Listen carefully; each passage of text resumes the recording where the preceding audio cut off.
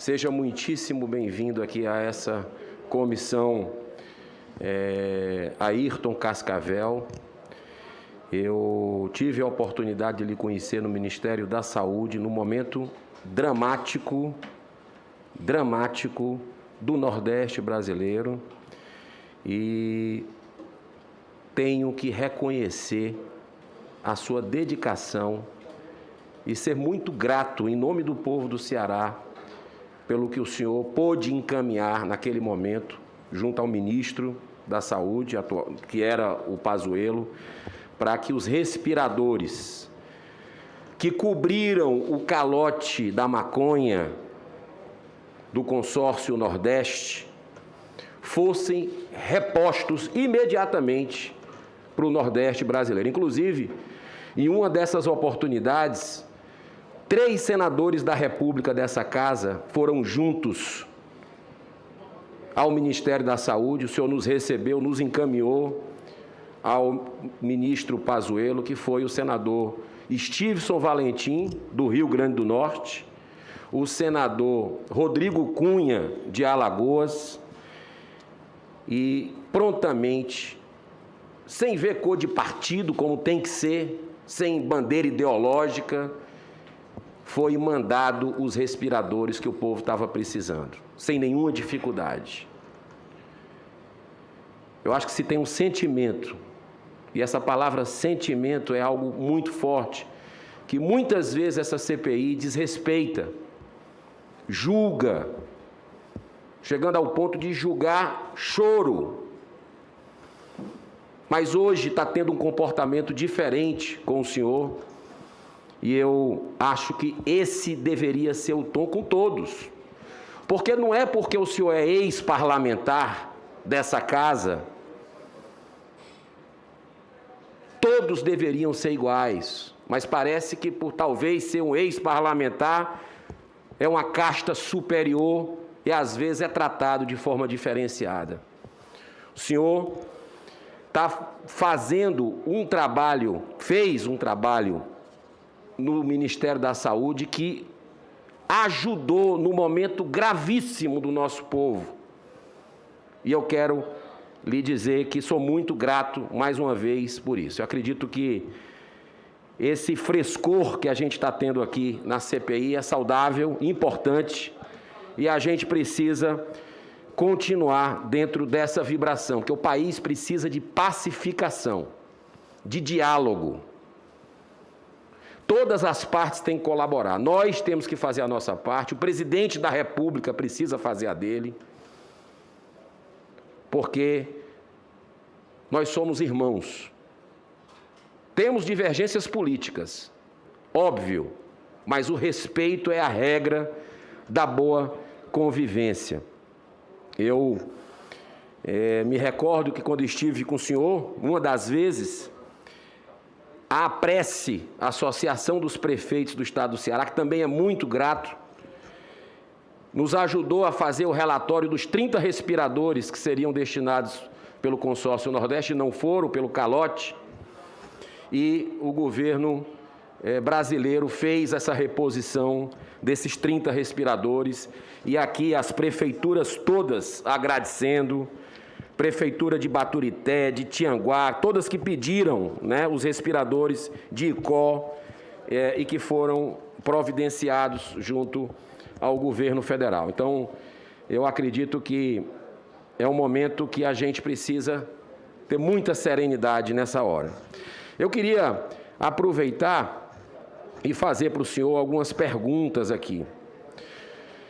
O senhor foi prefeito, deputado estadual, federal, vice-governador, uma consistente carreira política. O senhor está afiliado a algum partido político? Sim. Qual partido? É o Republicanos. Tá. Tem atualmente pretensões políticas? Não mais. Tá.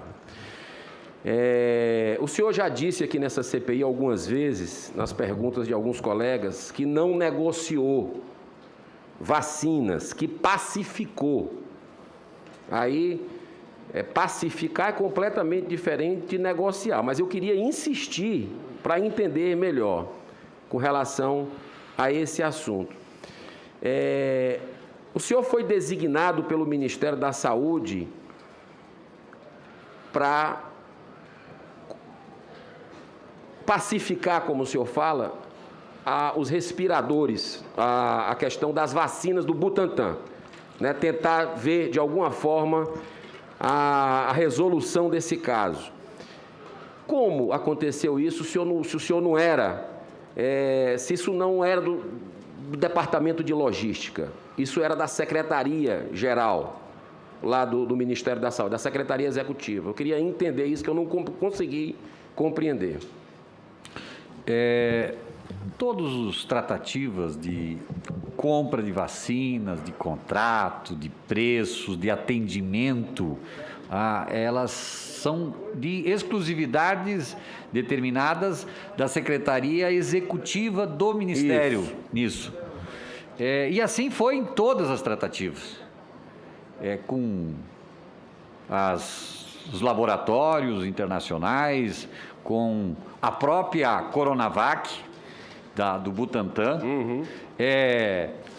a própria Fiocruz também nessa relação, mas a questão política, que nós falamos aqui, da politização da vacina, chegou um momento que o governo federal não fechava um entendimento com o Estado, com o Butantan, e o tempo passava, e aquele ruído político que era ruim para o país,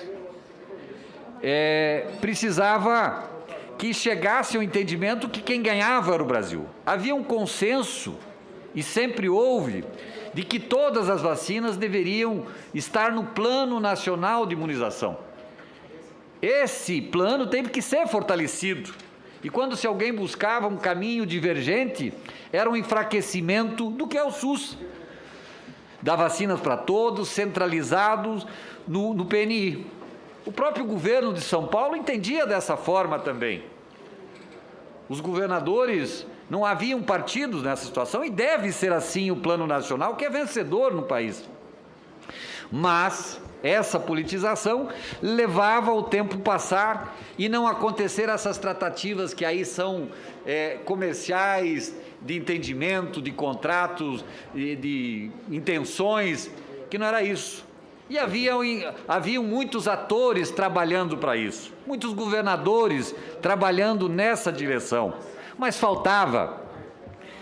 Isso chegaram contentes, olha, a partir de amanhã, nunca deixou o Ministério de falar com o Butantan, até porque o Butantan, ele é fornecedor de insumos para o Ministério, há muitos e muitos anos.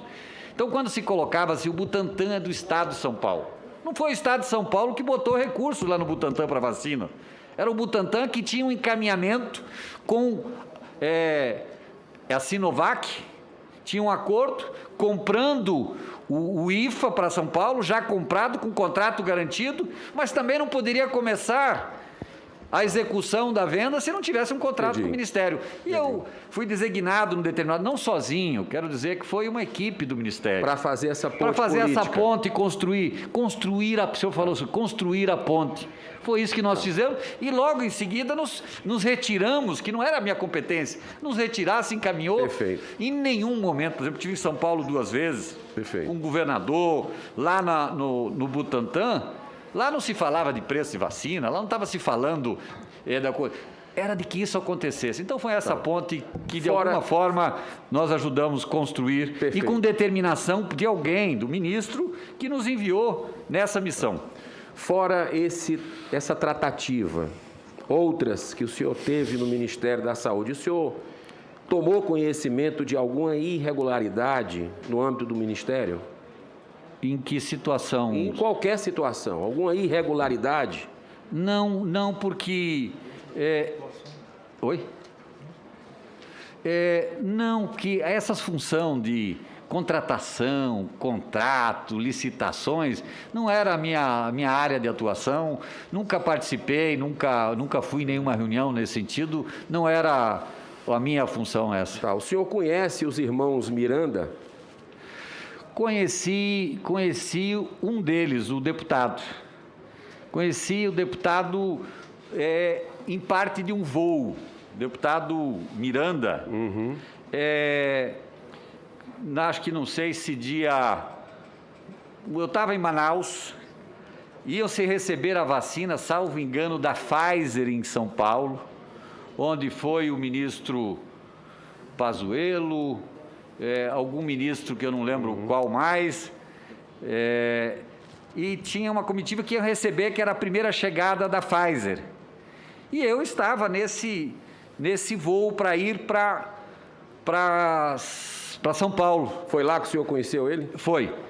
Mas eu estava naquele momento em Manaus, naquela crise de Manaus, para voltar a Brasília.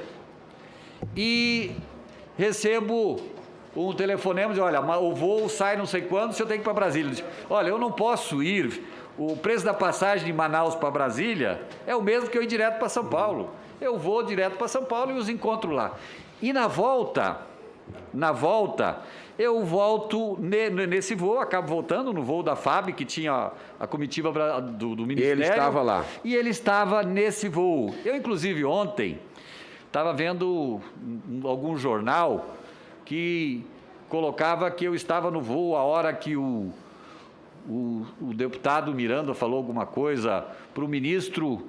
Eu disse, se foi isso de Brasília para São Paulo, eu não estava nesse voo, porque eu não vi essa conversa. Tá. Então, eu conheci nesse momento, apenas nesse momento que eu conheci. O senhor tomou conhecimento da conversa deles com o presidente da República? Não. Tomei pela imprensa, do que falaram da imprensa em relação a isso. Ele não lhe comentou nada sobre isso? Não, ele não falou, na conversa não falou em nenhum momento.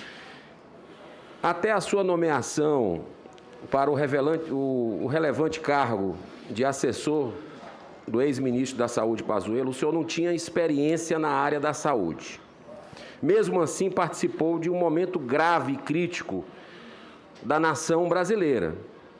O senhor poderia nos dizer, a partir da sua posição de assessor, o porquê de tantos problemas na condução da pandemia?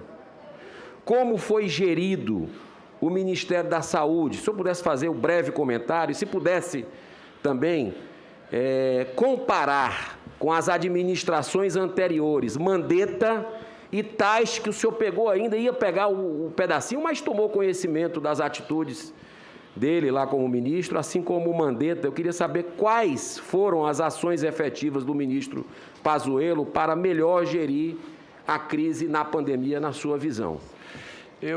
É difícil comentar, por exemplo, o ministério da época do Mandetta, que eu acompanhava na imprensa. Eu queria dizer que era um bom momento de comunicação. Eu, quando entrei, eu vi muitos gargalos oriundos de planejamento, mas de ações que não se fechavam, que não fechavam as pontas. Eu senti naquele período do ministro Taixe.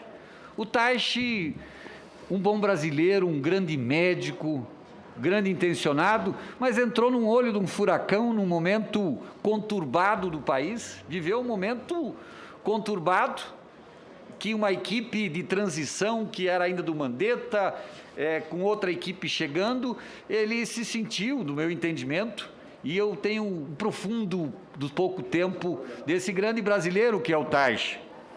Talvez eu fico pensando, às vezes, paro no tempo e fico assim, se o Taixe tivesse superado aquele momento do médico, do conhecimento, e o Pazuello lá no objetivo inicial, que era da operacionalização, e se criou uma coisa muito errada de dizer que o Pazuello era o cara só da logística.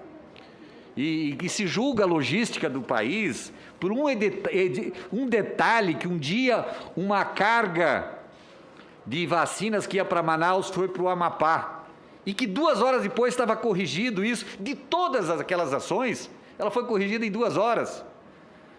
Foi corrigida em 2 horas.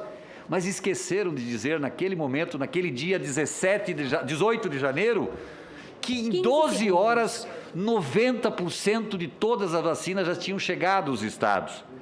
Eu fico, às vezes, pensando, quando eu olho para esses números, 559.700, que não é mais esse.